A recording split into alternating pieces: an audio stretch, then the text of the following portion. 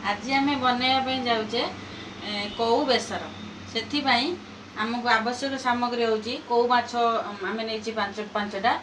आंबुल आउ टमाटर किसी टमाटर हल्दी गुंड लंका लुण पियाज फुटण आंबुल आम कौ माछ को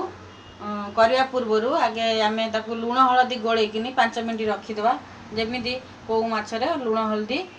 पीजीव तापर कौ माछ को मुझे भाजिकी रखीदे से आम बेसर प्रस्तुत करवा।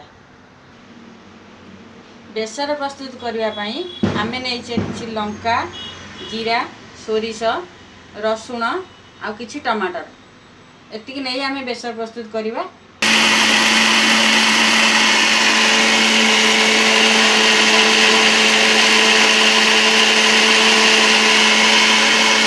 एबे हमार मसला प्रस्तुत हो जाइए आम ए गैस लगेगा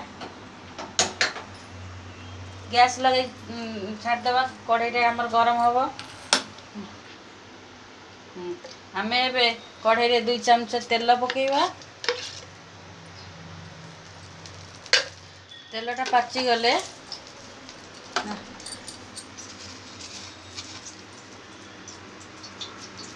फुटण पकेवा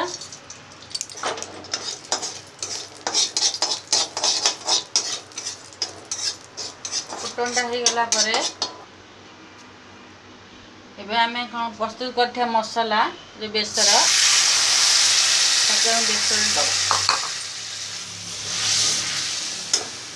बेसर से स्वाद अनुसार टिके लुण टिके हल्दी गुंड गोटे टमाटो भाजवा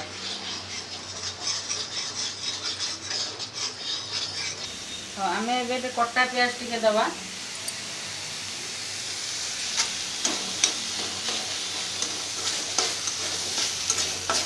मसला भल बासी ये अलग टेस्ट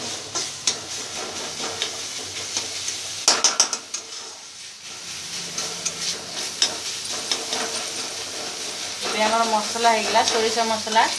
बेसी आम भाजा दबानी पानी दबा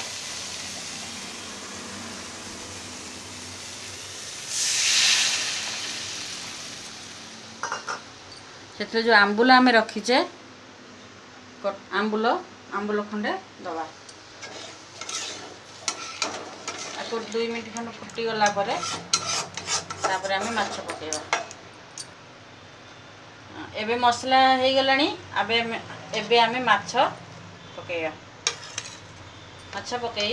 2 मिनट खंड छाड़देवा तब फुटवा दबा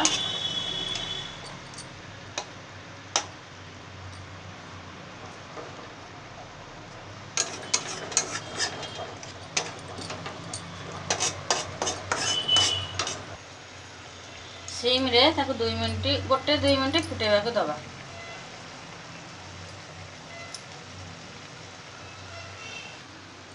एबे हमर प्रस्तुत हो जाइए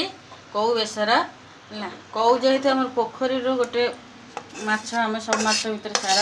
ताज पुष्टिसार रही पाई भी यहाँ स्वास्थ्य पक्षे पुष्टिजनक हम आबे आपण मैंने खाइबे देखु केते सुंदर है खातु आउ खाई आपण मैंने आमको जनातु केमती एबे को खातु खुआतु आउ लाइक आउ कमेंट माध्यम जनातु केमती लगुच जनातु एबे आमे जो पियाज काटी थे कंचा पियाज ता द्वारा गार्निश करछे एबे को धनिया पत्र दे सर्व करी आपण खातु।